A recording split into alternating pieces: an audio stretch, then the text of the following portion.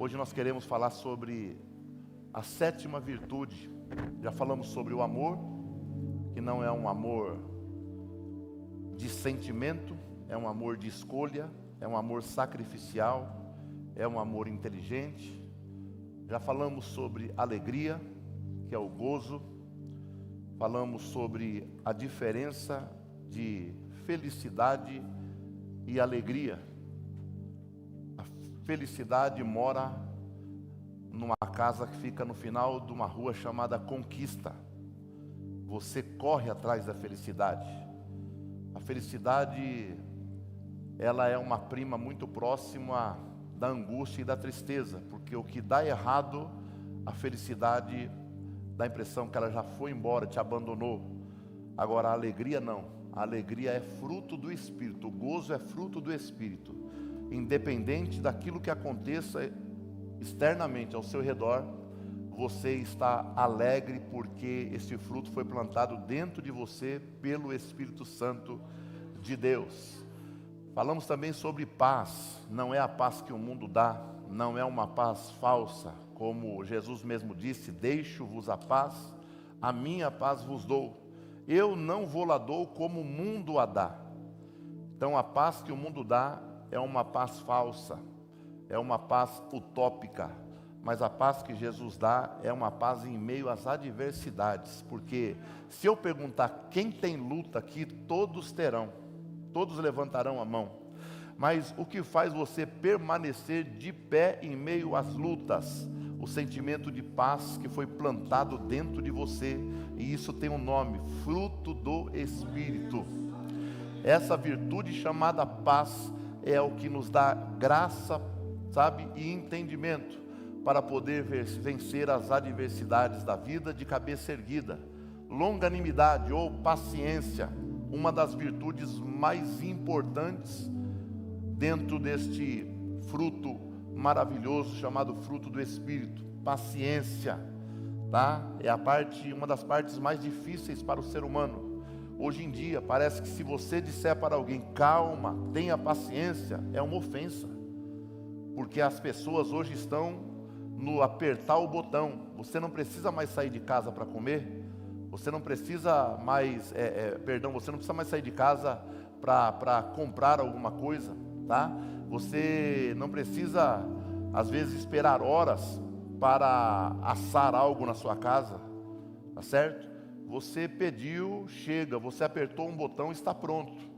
Hoje a tal da dona Airfry assa lá alguma coisa em questão de minutos, que demoraria talvez horas, mas ela faz isso, e isso faz com que o crente também queira tudo, né, de pronto.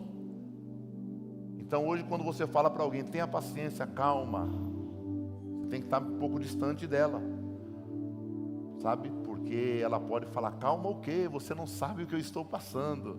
Mas é por isso que a gente fala: tenha calma, paciência. Se vocês lembrarem aqui, nós usamos o termo longanimidade e nós demos uma esticada no termo. Vocês lembram como que a gente falou? Vamos lá, 1, 2, 3. Longanimidade, isso, paciência, calma, porque tudo se ajeita, tudo se ajeita, tá? Diga para quem está ao seu lado: o tempo passa, mas a hora vai chegar. Amém? Glória a Deus. Jesus disse, né? Na vossa paciência está, ou possui as vossas almas. Isso significa que a nossa salvação, ela depende da nossa paciência, tá? Por falta de paciência, muitos erros aconteceram no passado. O exemplo de Sara, que colocou Agar na cama de Abraão, tá? Porque ela não teve paciência de esperar o cumprimento de uma promessa que Deus havia feito a Abraão, tá certo? Falamos sobre benignidade, a pessoa ser, sabe, benigna, tá? Falamos, o pastor Márcio falou semana passada aqui, eu ouvi lá de onde eu estava, né, uma mensagem maravilhosa sobre bondade. Irmão, coisa linda, sabe? Só pode ser bom aquele que herdou de Deus, sabe, essa graça, tá? Um Deus bom, Ele nos transmite bondade, tá? São características, tá? Ou atributos de Deus, chamados atributos comunicáveis. Existem atributos de Deus que Ele não comunica, ok? Ele não comunica, tá certo? Mas existem atributos de Deus que são comunicáveis. O que Deus não comunica? Onisciência, tá? Deus sabe todas as coisas, mas Ele não comunica isso com o ser humano. Nós não sabemos todas as coisas. Nem anjos sabem todas as coisas, nem o diabo sabe todas as coisas, tá? Onipotência, só Ele é todo poderoso. Alguém pode ser poderoso, se considerar poderoso, tá? Ou considerarem alguém poderoso, mas todo poderoso só existe um, que é o nosso Deus. É um atributo incomunicável, tá certo? Também é a onipresença, só Deus é onipresente, é um atributo de Deus que Ele não comunica com o homem. Agora aqui, esses atributos, tá? Falando do que diz respeito a Deus, Ele comunica ao ser humano, Ele dá ao ser humano, tá? Então, porque Ele é bom, Ele comunica ao ser humano bondade. E hoje eu quero falar sobre fé ou fidelidade, que é o mesmo termo, e eu vou explicar por que já já, tá? Só um Deus que é fidedigno, tá? Fidedigno, que é fiel, ok? Pode transmitir ao ser humano a graça também de se tornar fiel, amém? Você só é fiel a Ele, porque Ele te transmitiu, sabe, do seu caráter, da sua essência, fidelidade, tá? Então nós queremos falar sobre isso aqui hoje, amém? Falar a respeito da fidelidade, diga assim, fidelidade. Miqueias capítulo 6, versículo 8, tá? Eu vou até aguardar um pouco, porque eu não passei texto nenhum para a mídia, tá certo? Miqueias 6,8, enquanto eu vou lendo, ela vai colocando na tela, diz assim, olha: e Ele mostrou a você, ó homem, o que é bom e que o Senhor exige. Pratique justiça, ame a fidelidade e ande humildemente com o seu Deus. Olha aí, pratiques justiça e ames a beneficência ou fidelidade, dependendo da versão, tá? O sentido é o mesmo, amém? Então, é uma palavra de Deus para o homem, de Deus para o homem, e Ele mostrou a você, ó homem, tá? Fidelidade ou fé, nesse texto de Gálatas capítulo 5, ambas as palavras são oriundas de um termo chamado pistes, tá? De um termo chamado pistes, que diz respeito à fé, tá? Essa fé de Gálatas capítulo 5, preste atenção para que você compreenda bem direitinho. Essa fé de Gálatas capítulo 5, versículo 22, ela indica tanto a confiança que se deposita em alguém que é fiel, fidedigno, como também, tá, a confiança daquele que está confiando, tá? Então essa fé, pistes, essa fé, beneficência ou fidelidade ou fé, sabe? Ela é a fé que nós mostramos para alguém que é fidedigno, e também esta é a fé, tá? Essa é a fidelidade que aquela pessoa, cujo nós confiamos, depositou em nós. Ou seja, eu só posso mostrar fidelidade a Ele, porque Ele comunicou fidelidade a mim, amém? Este fruto foi plantado em nós, então é a confiança que nós depositamos nele, tá? E é a característica de quem é digno dessa confiança. Então é a mesma palavra, fé ou fidelidade, tá certo? Então nós precisamos entender isso, que essa palavra fé ou fidelidade, que existe em algumas traduções, elas têm o mesmo sentido. É a confiança que se deposita nele, ok? E também é a característica dele que nos faz confiar, ok? Eu confio nele porque ele é fiel. Porque ele é fiel, ele me deu também a graça de ser fiel, ou de agir com fidelidade, glórias a Deus. E não é só em relação a Deus, é em relação a pessoas, em relação aos negócios, em relação à família, em relação ao cônjuge, em relação a tudo que fazemos nessa vida. Porque Ele é fidedigno, Ele comunicou a nós a graça de sermos também fiéis, de andarmos em fidelidade. Se alguém aqui é fiel, ou se nós somos fiéis, é porque Ele primeiro comunicou essa graça a nós. Jesus mesmo disse: sem mim nada podeis fazer. Então nós não teríamos essa condição, ok? Eu quero passar para vocês algumas coisas importantes. Olha, primeiro, fidelidade, convicção de verdade de algo, da verdade de algo, confiança inabalável em Deus. Amém? Confiança inabalável em Deus. Fidelidade relativo a Deus. A convicção de que Ele existe e é Criador, governador de todas as coisas, provedor e doador da salvação eterna em Cristo. Então isso é fidelidade. Essa é a fé bíblica, relativa a Cristo, tá? Deus Filho. Convicção ou fé bem-vinda de que Jesus é o Messias, através do qual obtemos a salvação eterna. Então, essa fé, ou essa fidelidade a Ele, nós só temos porque Ele nos deu primeiro. Por que que nós o amamos? Porque Ele nos amou primeiro. Glórias a Deus, aleluias, tá?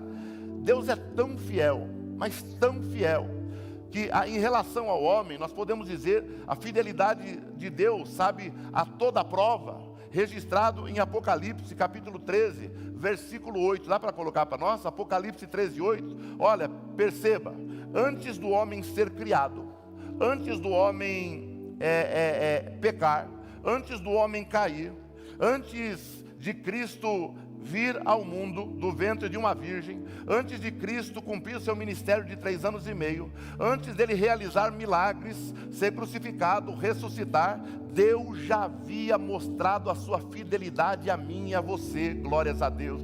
Olha o que o texto diz: e adoraram-na todos os que habitam sobre a terra, esses cujos os nomes estão escritos no livro da vida do Cordeiro, que foi morto desde antes da fundação do mundo. Então, antes que houvesse o pecado, Deus já havia preparado para você e para mim o escape, a salvação, a oportunidade de ser reconciliado com Deus. Então isso nos mostra a fidelidade de Deus com a sua igreja, com você, comigo, com todos nós que estamos aqui.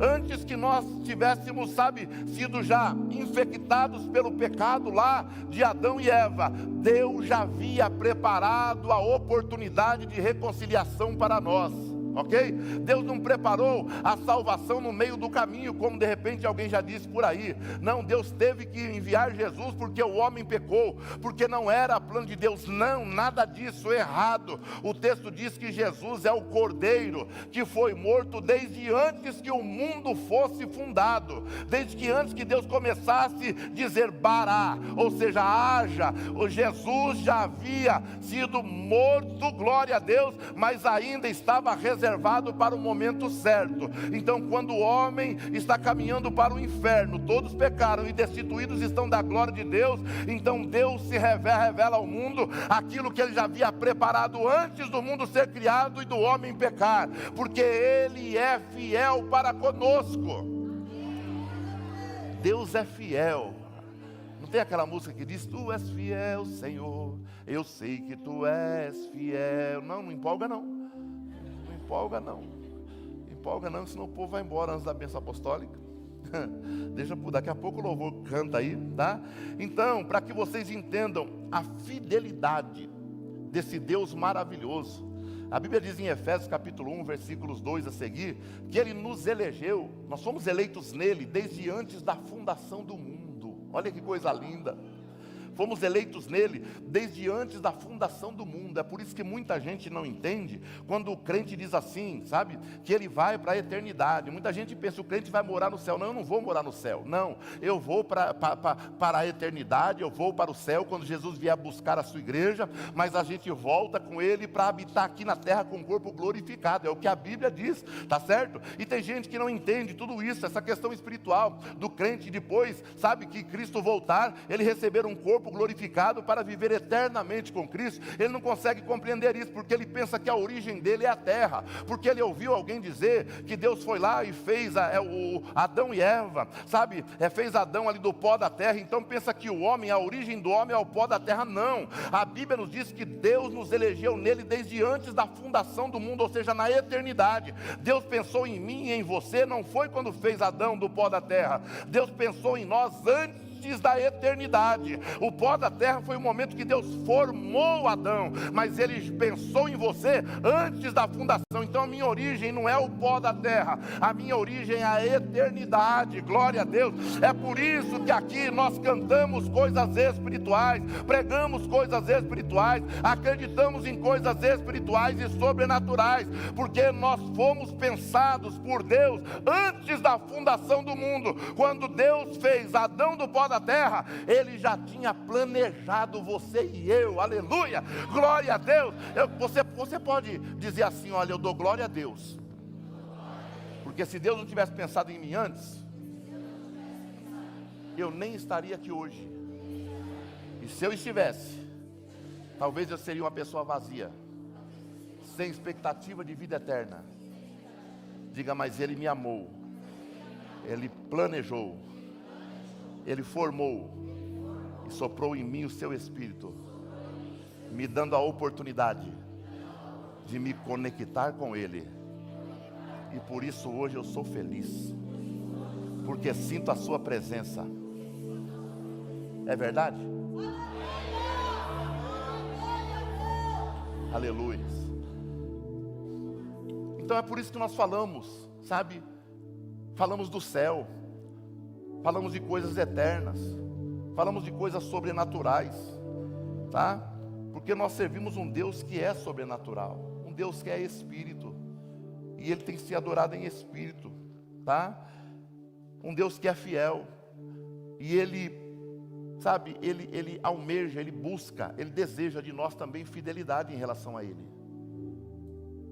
Deus deseja que nós sejamos fiéis também uns aos outros, sabe, tratando bem as pessoas, cuidando das pessoas, zelando das pessoas, tá? Porque a fidelidade como um fruto do Espírito, sabe, indica que eu e você, a partir do momento que fomos cheios desse Espírito, comecemos a refletir essa virtude.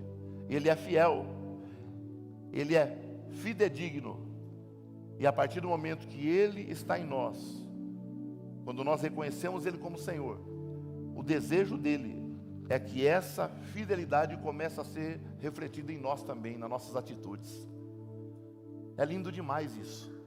É lindo demais, porque tem gente que pensa que é fiel porque é uma característica de família, é genético.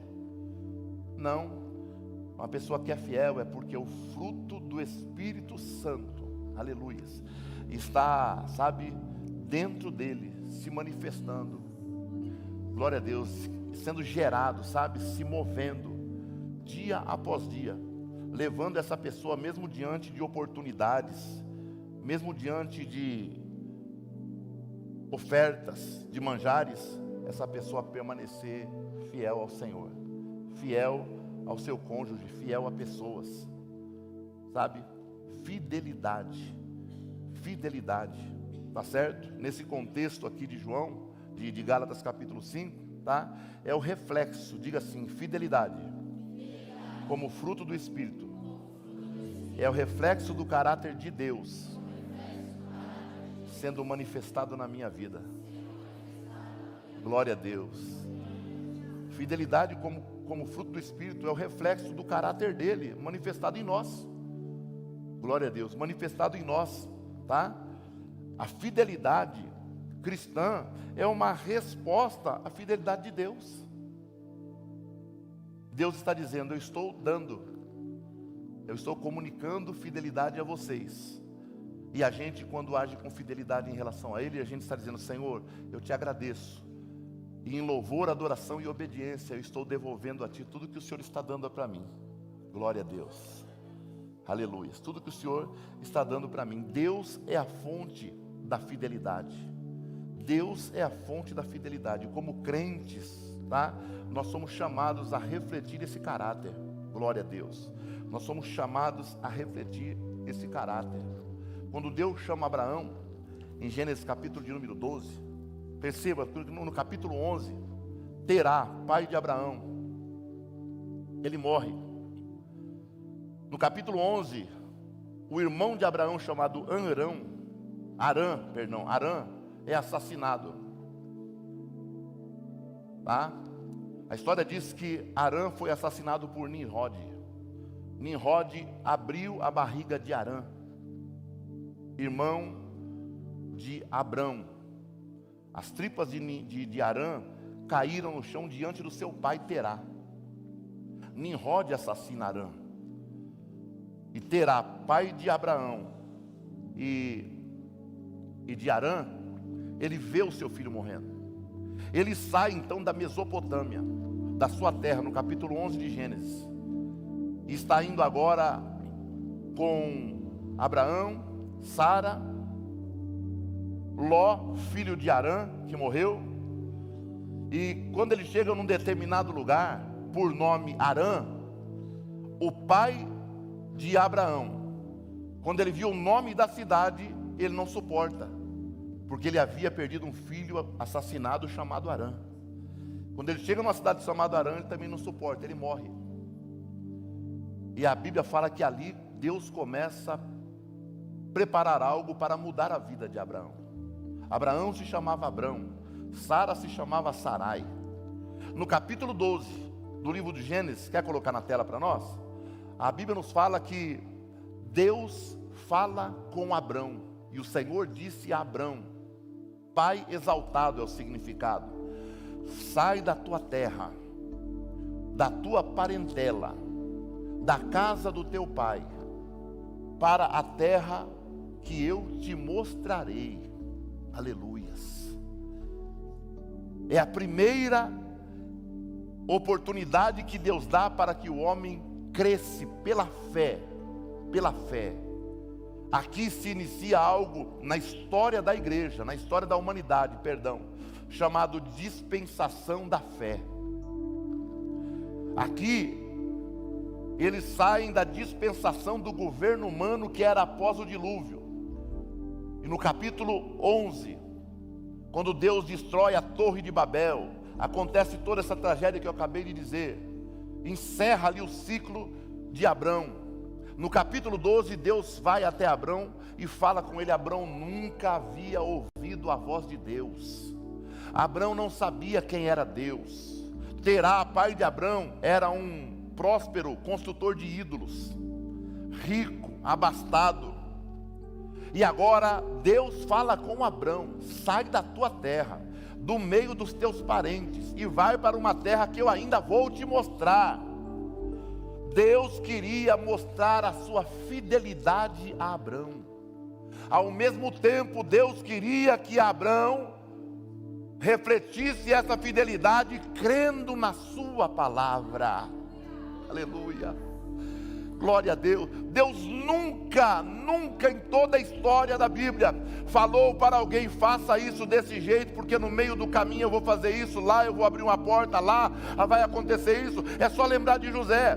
Deus nunca falou para José: conta o teu sonho para os seus irmãos, porque depois os seus irmãos vão querer te matar. Depois de querer te matar, eles vão mudar de ideia, vão te vender, e você vai ser vendido para o Egito. Lá alguém vai te comprar, os ismaelitas te comprarão. Um homem rico te levará para o Egito. Esse homem é muito importante no Egito. Depois a mulher desse homem vai querer te atacar, depois vai te colocar no calabouço. Um vai lembrar do sonho, o outro não vai lembrar. E enfim, não, Deus não falou nada. Deus não falou nada, porque um Deus que é fiel para cumprir a sua promessa, Ele requer daqueles que servem a Ele também uma atitude de fé. Aleluia, glória a Deus. Então você esta noite que está me ouvindo, glória a Deus, Deus quer fazer coisas extraordinárias na tua vida também.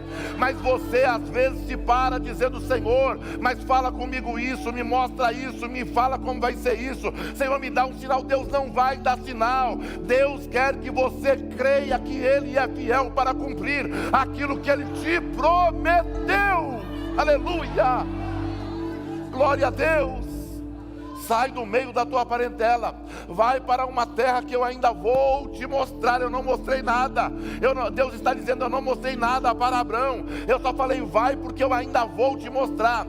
Versículo 2, por favor. O texto vai dizer: olha, 7 promessas que Deus faz a Abrão. Far-te-ei uma grande nação. 1, abençoar-te-ei. 2, engrandecerei o teu nome. 3, tu serás uma bênção. 4, abençoarei os que te abençoarem. 5, 5: amaldiçoarei os que te amaldiçoarem. 6: em ti serão benditas todas as nações da terra. 7 grandes bênçãos que Deus prometeu a Abraão, se ele ouvisse a sua voz e obedecesse. O texto vai dizer que esse homem nunca viu Deus, nunca ouviu Deus, não tinha uma Bíblia na sua mão, uma Bíblia simples ou de estudo, não. Ele pega a sua família, pega o filho do seu irmão chamado Ló, pega as tralhas, pega todo o gado, e ele abandona tudo e sai em direção ao que Deus falou. Mas qual era a direção que Deus deu para ele? Apenas me obedeça, coloque o pé onde você não está vendo o chão, porque quando você levantar os pés, eu vou colocar a estrada diante de você para que você caminhe. Aleluia!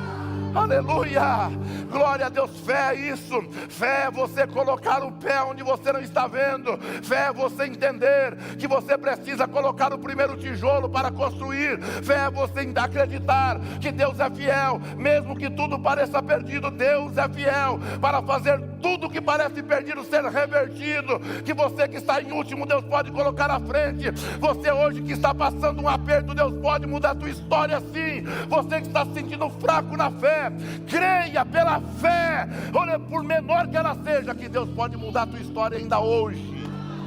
Hoje Deus pode mudar a tua história. Hoje Deus pode sacudir a tua alma. Ei, em nome de Jesus, abre o teu coração. Ainda há esperança para a tua vida, ainda há esperança para a tua família. Oh, recalaçuri me darábia. Glória a Deus. Versículo 3, 4, por favor. Sabe? E questionou Abraão. E reclamou Abraão.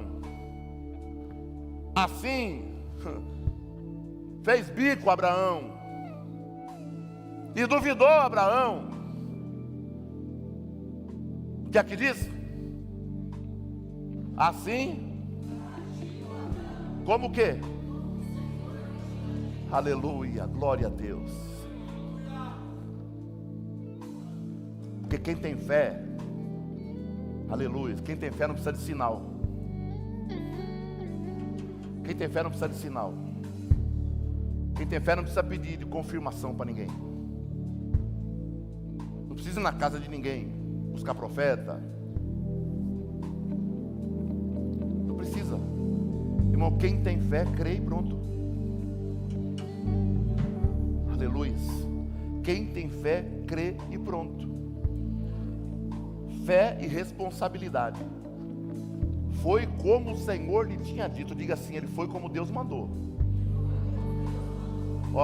E foi Ló com ele. Ló era seu sobrinho do irmão que foi assassinado. E tem gente que fala que ele não devia ter levado Ló. Ló criou problema para ele lá adiante. Mas ele tinha que levar, era cultura. O irmão morreu, então a responsabilidade era de Abraão de cuidar do seu sobrinho. Ele não podia deixar Ló. Tá certo?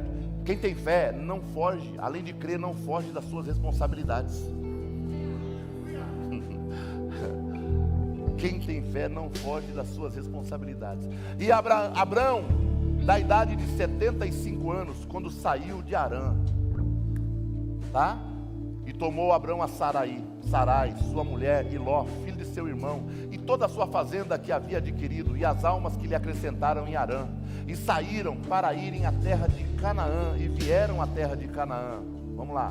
E passou Abraão por aquela terra, até o lugar de Siquém, até o carvalho de Moré, e estavam então estavam os cananeus na terra. Escuta, deixa eu te falar, olha aí. Não, volta aqui, é o próximo mesmo. E apareceu quem? Aleluia.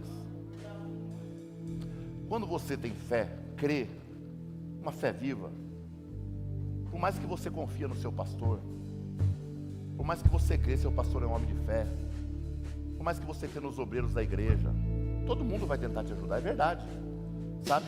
Mas a sua fé tem que estar firmada em Deus. A sua fé não tem que estar firmada no ministério. O nome da nossa igreja é bonito, é Comunidade Cristã Novidade de Vida, mas ele é tão importante espiritualmente que ele fica lá na chuva e no sol. sabe? Pedir oração, legal. Mas a tua fé tem que estar numa só pessoa. Na pessoa de Jesus. Só Ele. Diga assim, só Ele. Diga só Ele. Mais ninguém. Olha lá. Porque quando você crê, tem fé e não foge de suas responsabilidades, eu posso não aparecer na tua casa. Um obreiro, um diácono, um líder pode não aparecer na tua casa. Mas quando você é fiel ao Senhor, Ele aparece. Aleluia. Ele aparece. Aleluia. E quando Ele aparece, Ele não aparece simplesmente para aparecer. Estou aqui. Não, Ele fala. Olha lá. E disse: 75 anos, Abraão. A tua semente, meu Deus, 75 anos. A tua semente darei esta terra. E edificou ali um altar ao Senhor, que Ele aparecera. Glória a Deus. Aleluia. Quantos creem piamente que o que Deus prometeu para você vai acontecer na íntegra? Glória a Deus. Romanos capítulo 4, dá para colocar lá, por favor? Romanos capítulo 4, versículo 18, vai nos falar desse homem aí, desse camarada, desse senhor, que recebeu uma promessa com 75 anos. Aleluias. Volta mais um. Olha que coisa, irmão. Como está escrito aonde? Lá em Gênesis 12, onde eu acabei de ler, Gênesis 15, Gênesis 18, Gênesis 20, 21, 22. Como está escrito: por pai de muitas nações te constituí. Ou seja, de você farei uma grande nação. Perante aquele qual creu, a saber, Deus. Ele não creu no pai, ele não creu no vizinho, no rei, ele creu em Deus. Aleluia. O qual vivifica os mortos e chama as coisas que não são como se já fossem. Aleluia. Isso é fé. Isso é fé. Pela fé, você trazer à existência aquilo que não existe ainda. É você mexer com o mundo espiritual. É você mexer com aquilo que você não vê. É você mexer com aquilo que às vezes está travado. Como Daniel no capítulo 10, que ele orava para Deus dar uma resposta para ele. E ele se colocou a orar e jejuar. Daniel orando e jejuando 21 dias. E o texto vai dizer que no 21º dia, glória a Deus, o texto diz isso em Daniel capítulo 10. O anjo apareceu diante dele e falou assim: ei, varão, tu és amado diante de Deus. Quando ele viu, ele caiu de joelho com as mãos no chão e não tinha força para levantar. E o anjo disse: tu és amado diante de Deus. E saiba de uma coisa, Daniel, desde o primeiro dia que você começou a buscar a Deus e orar na presença dEle, Ele já me enviou para vir te abençoar. Sabe, desde o primeiro dia, mas já passaram 21 dias. E ele disse: no meio do caminho, 2 príncipes me bloquearam e não deixaram passar. Porque esse anjo que trouxe a resposta era chamado de Gabriel. E Gabriel é um mensageiro, Gabriel é anjo. E ele teve que voltar. E o texto vai dizer que ele vai e chama Miguel. Miguel não é anjo, Miguel é arcanjo. Arque significa principal. Miguel era o responsável e é até hoje pela nação de Israel. Enquanto Gabriel volta e fala: Miguel, me ajuda, eu preciso levar uma resposta para aquele crente que há 21 dias está orando e eu não consigo passar porque existem demônios que me impedem de levar uma resposta de Deus para ele. E Miguel falou: então vamos lá. E Miguel desce, abre caminho, e quando Gabriel chega, ele fala: não foi hoje que Deus mandou a tua bênção, não foi ontem que Deus mandou eu vir. Desde o primeiro dia que você começou a orar, crendo nele, ele já me enviou. Aleluia. Olha para mim aqui. Segundo a nossa Bíblia, esquece a teologia. Teologia tem terça-feira aqui, se você quiser estudar. Mas segundo a nossa Bíblia, quantos dias Deus criou o mundo? 6. O texto vai dizer que no 7º dia Ele concluiu e descansou. Certo? Maravilha. Por quanto tempo você... Não precisa me falar não. Tá certo? Mas por quanto tempo você está orando por um milagre? Lembrou já? Já lembrou? Já? Você sabe? Você sabe quanto tempo você está orando por um milagre? Tá. Aí você está pensando assim: Deus não me deu ainda, porque Deus está preparando o melhor para mim. Tá. Calma aí. Take it easy. Deus não me trouxe ainda porque está preparando o melhor para mim. Está enganado. Se Deus fez tudo em 6 dias, quem está esperando um milagre há mais de 5 anos? Levante a mão. Quem está esperando um milagre há mais de 10 anos? Tem gente. Quem está esperando um milagre há mais de 1 ano? Maravilha, é só um exemplo, tá? Se Deus criou o mundo, tudo que existe, em 6 dias, você acha que Deus ia demorar 5 anos para te preparar o seu milagre? Você acha que Deus ia demorar 1 ano para poder preparar a bênção que você precisa? Ele fez tudo o que existe em 6 dias. Não. Sabe o que é que está acontecendo? No mundo espiritual, uma batalha. Então, por que ainda não aconteceu? O milagre já está preparado desde o primeiro dia que você orou. Mas por que eu não recebo, pastor?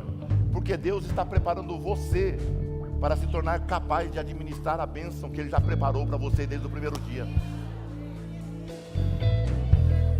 Às vezes nós não temos ainda maturidade para receber o que estamos pedindo, e nós achamos: não, é caso de vida ou morte. Não é, se fosse Deus já tinha te dado. Então por que não recebeu? Deus está te preparando, porque o que Deus tem para colocar na tua mão é muito grande, mas você precisa ter maturidade, para você não se perder em meio a tanta felicidade, em tanta comemoração, e se esquecer que a glória é para Ele. Então pode esperar, porque como eu disse agora há pouco, o tempo passa, mas a hora chega. Glória a Deus, o tempo passa, mas a hora chega. Bendito é o nome do Senhor, e você vai ser abençoado por Deus, agindo com fidelidade. O Deus que é fiel, Ele requer de nós fidelidade na sua presença. Glória a Deus, glória a Deus. Você lembra de Gênesis 15, só para concluir? Pode subir o louvor. Gênesis 15, eu acho que é 15. Glória a Deus.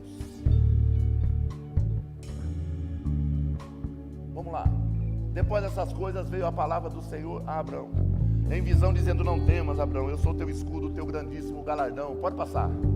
Então disse o Senhor Jeová, então disse Abrão ao Senhor Jeová: pois hás de me dar, pois ando sem filhos, e o mordomo da minha casa é o Damasceno. Ele não acreditou que Deus ia dar o filho para ele. Ele falou: o meu mordomo, eu acho que vai herdar a minha herança. Eu acho que essa promessa que o Senhor fez para mim aí não é para mim não, é para o meu filho, tá? E veio, versículo 4: e eis que veio a palavra do Senhor a ele, dizendo: este não será o teu herdeiro, mas aquele que de ti será gerado, esse será o seu herdeiro. Versículo 5, olha que coisa. E o levou para fora e disse: olha agora para os céus e conta as estrelas, se podes contar. E disse-lhe: assim será a tua semente. A primeira parte do versículo diz: então o levou fora e disse. Diga assim: o levou fora, fora da sua tenda, e disse. Amém? Ó, conta, olha para os céus, tá? Olha agora para os céus e conta as estrelas, se as pode contar, tá? Se as pode contar. Aí você vai dizer: meu Deus, não é difícil ver estrela no céu, só você sair no interior, né? Aqui não, aqui a poluição te impede, tá? Mas fé vai além do nosso entendimento. Põe o versículo 16. Deixa eu ver aqui se é o 16. Glória a Deus. Deus é bom, gente. Deus é bom. Deus é bom. Aleluia. Versículo 12. Versículo 12. Esse mesmo capítulo. Diga assim: pondo-se o sol, um profundo sono caiu sobre Abrão. E eis que grande espanto e grande escuridão caíram sobre ele. Aleluia. No mesmo capítulo, os primeiros versículos, Deus fala: sai da sua tenda, olha para o céu, conta as estrelas. Se as pode contar, porque a sua descendência vai ser mais numerosa do que todas as estrelas. Irmão, Deus pede algumas coisas para a gente que a gente às vezes fala assim: Deus é maluco. Porque Deus, Ele quer que você creia até no que você não vê. Porque alguém lê esse texto e fala: Ele está olhando para as estrelas, noite bonita como a de hoje? Não. Deus falou para ele sair da tenda e olhar para o céu e contar estrela, Neno, de dia. Porque Deus falou com ele de manhã, é só você ler o texto. Deus falou com ele pela manhã, e ao pôr do sol, no mesmo dia, ao pôr do sol, caiu sobre Abraão um sono. Mas pastor, dá para ver estrela de dia? Não sei, mas Deus queria provar a fé de Abraão. Pastor, mas como que eu vou acreditar se eu não estou vendo nada? É isso, você tem que enxergar aquilo que você não está vendo ainda. Você tem que acreditar que aquilo que você não está vendo a olho nu, que não está se movendo, que parece que nada está acontecendo, Deus já colocou na tua mão. É você crer naquele que traz a existência, aquilo que você não está enxergando ainda. Quando você chegar a esse nível de maturidade espiritual, você vai conquistar tudo que Deus tem preparado já para você. Fica de pé no nome de Jesus. Glória a Deus. Glória a Deus. Aleluia. Louvado é o nome do Senhor. Glória a Deus. Diga assim: eu não fui chamado para ver. Diga: eu fui chamado para crer. Diga assim: eu não ando por vista, eu ando por fé. Aleluia.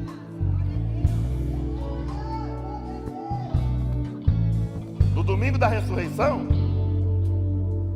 de manhã as mulheres não encontram o túmulo. Encontram o túmulo, mas o túmulo está vazio. Aí os discípulos estão em Jerusalém, todos no mesmo lugar, Edmar, com medo de morrer, porque o mestre foi crucificado numa sexta-feira. Aí de repente alguém de portas fechadas atravessa a parede, mãos furadas, furo do lado, corpo glorificado, e diz assim: paz seja convosco. Lá estava um tal de Tomé, que dias antes tinha dito: eu só acredito que ele momentos antes ele tinha dito: só acredito que ele ressuscitou se eu ver o buraco na mão dele, se eu colocar o dedo do lado.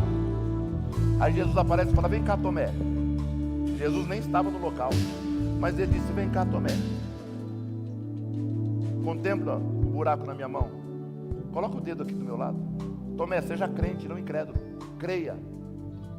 Aí Jesus disse: tá? Vocês são bem-aventurados, que vocês creram porque estão vendo. Mais bem-aventurado ainda, preste atenção, mais bem-aventurado que vocês ainda são aqueles que virão, vocês, que crerão sem terem visto. Glória a Deus.